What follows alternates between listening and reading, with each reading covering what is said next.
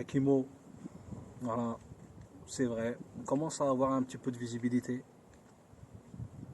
sur Paris, un petit peu en banlieue, un peu à Marseille. Ça fait longtemps que je travaille, très très longtemps que je travaille. Ça fait une quinzaine, vingtaine d'années que tous ces projets-là que je suis en train de mettre en place actuellement, dont je parle pas trop non plus, parce que c'est comme ça, parce que je crois que c'est toujours difficile d'avoir des financements, etc. C'est toujours difficile à un moment donné, quand on a envie de faire certaines choses, mais de ne pas pouvoir les faire et de se rendre compte qu'elles ne peuvent pas aboutir. Parce que justement, à un moment donné, il y a eu du sabotage, ou parce qu'il y a certaines personnes qui n'ont pas suivi ou qui n'ont pas eu la volonté de mener à terme certains projets.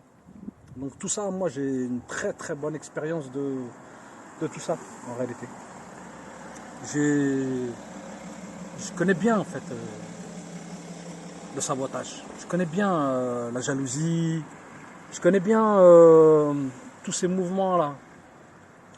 Et surtout quand à un moment donné on cherche plus ou moins à être une personne publique, à dire des choses, parce que c'est ni plus ni moins que ça en fait. Être un artiste, c'est vouloir dire des choses d'une certaine manière. Voilà. Moi en tout cas j'ai choisi de dire les choses avec tact. Que ce soit au niveau de la peinture, que ce soit au niveau de la réalisation de documentaires, etc., etc. Et c'est vrai que, très franchement, j'ai vraiment eu envie de parler des quartiers, quoi. Des ghettos, des quartiers populaires, des quartiers dissensibles, des quartiers malfamés. Voilà, on a vécu ça, tout ça de très très près. On l'a vécu d'une manière ou d'une autre. On n'a pas habité à côté. Il y a beaucoup de. Bizarrement, il y a beaucoup d'artistes que je critique pas, hein, mais il y a beaucoup d'artistes qui en fait n'ont pas vécu dans ces quartiers-là. Et quand on leur pose la question, quand on cherche à savoir d'où ils viennent exactement, quel est leur parcours résidentiel, en fait, ils disent pas la vérité. Ils racontent pas la vérité. Ou ils se débrouillent pour zigzaguer, pour pas dire qu'en fait, ils ont toujours eu ce qu'il fallait pour réussir, quasiment dès le départ. C'est-à-dire un sac rempli de mots, un sac rempli de paroles, un sac rempli de motivation. Mais quand tu as grandi en fait dans un quartier et que tu as vu tes aînés, les grands mourir avec des overdoses, mourir à cause d'héroïne, que tu as vu faire des allers-retours en prison, des gens qui ont été obligés de fuir aussi le quartier pour plein de raisons qu'on peut imaginer. Qu'à un moment donné, tu te retrouves qu'entre noirs et arabes, parce que c'est la vérité, hein, c'est la vérité, qu'on le veuille ou pas. À un moment donné, c'est ce qui s'est passé. On s'est retrouvés qu'entre nous, en fait. Tout ça, c'est des réalités. Donc, moi, tout ça, j'ai envie de parler de tout ça, en fait. Et c'est normal, finalement. Et ce qui est bizarre, ce qui est très, très, très, très étrange, et j'avais envie de laisser une petite trace par rapport à ça, c'est qu'il y a beaucoup d'artistes qui se sont influencés de ce qu'on a vécu, nous, réellement. Et curieusement, ce que nous, on a vécu, on a du mal à l'expliquer et à l'exprimer. Alors qu'il y a certains artistes, pour eux, parce qu'ils ne viennent pas de ces quartiers-là, ça a été très très simple, en fait, de parler de nous. C'est un peu comme des scientifiques, c'est un peu la même chose. Certains font des études de sociologie, etc., etc. Et à un moment donné, ils vont écrire des bouquins sur nous, quoi. Sur notre histoire. Eux-mêmes, ils ne sont même pas fils d'immigrés et ils vont parler de l'immigration mieux que nous. Ils vont connaître les concepts scientifiques mieux que nous. Mais nous, on les a vécus de l'intérieur. Toutes ces choses-là, tous ces délires-là, tous ces trucs-là, tous ces bidules-là, comme j'ai l'habitude de le dire.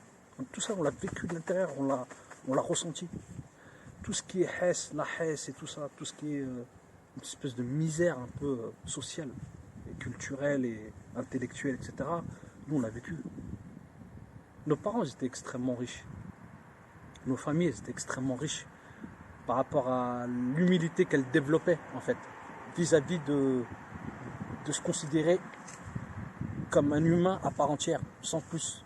C'est-à-dire être dans les besoins primaires, manger, s'habiller, se chauffer Et déjà, ils étaient heureux en fait.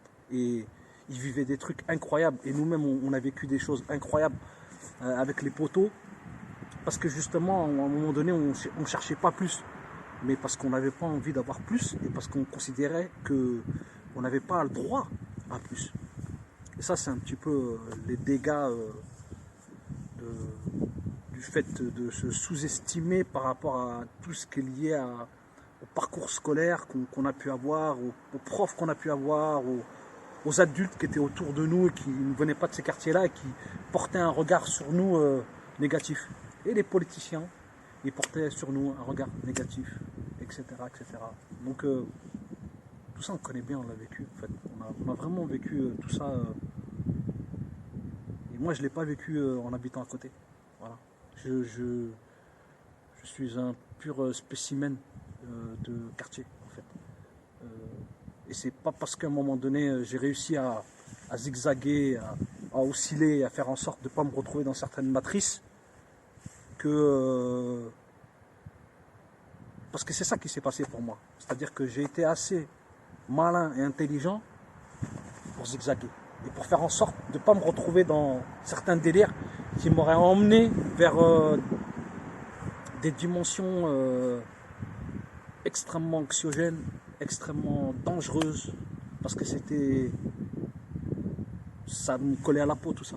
Comme moi, comme mes potos, je crois qu'on serait tous capables d'avoir à peu près le même discours que celui que j'ai. Ça nous a collé à la peau tout ça. Donc moi je suis très très fier de moi, de savoir d'où je viens et de savoir ce que j'ai réussi à faire jusqu'au jour d'aujourd'hui. Demain on ne sait pas, on verra, mais en tout cas je me suis pris la tête, je me suis battu et j'avais envie en fait, c'est vrai, de mettre en valeur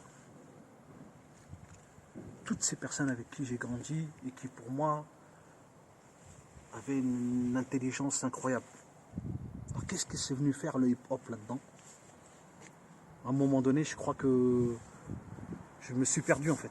Je me suis perdu parce que le fait d'avoir envie entre guillemets, de devenir quelqu'un de célèbre, de devenir un artiste célèbre, de devenir quelqu'un qui intéresse les gens. Voilà. Ça m'a. J'ai perdu de vue en fait. J'ai perdu de vue l'essentiel. L'essentiel, c'est-à-dire les gens. Et surtout ceux qui n'ont pas de porte-parole, qui n'ont pas de haut-parleur et qui ne peuvent pas se faire entendre. Ils gueulent, ils crient, mais on ne les entend pas. Et moi, je connais bien ça. Parce que moi, j'ai gueulé, j'ai crié, j'ai cassé avec mes potos. Mais personne ne nous écoutait, personne ne nous entendait. C'est en 2005 que j'ai compris que même si on cramait toute la France entière, toutes les écoles, tout, que ça ne changerait rien. Au contraire, que ça donnerait encore du grain à moudre, en fait. Que ça donnerait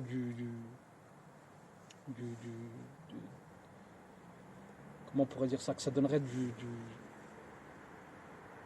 un crédit à tous ceux qui nous aiment pas, tous ceux qui nous détestent et qui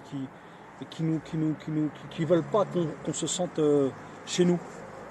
Que je me sente chez moi ou pas, c'est pas le problème. En réalité, aujourd'hui, je parle pour moi. Voilà. Mais effectivement, dernièrement, il y a Z, comme ils disent, qui essaye d'arriver au pouvoir, qui aimerait devenir président de la République. Mais déjà, c'est pas le premier, c'est pas le dernier. C'est pas le premier énergumène qui essaye de faire des entourloupes comme ça, en nous instrumentalisant pour pouvoir accéder à un pouvoir, pour pouvoir faire ce qu'il veut et soi-disant diffuser ses doctrines et ses idées malfamées nous concernant. Surtout nous, les musulmans, les musulmans, oui. Donc, je ne sais même pas si on se prenait la tête avec ça quand on était gamin, en fait.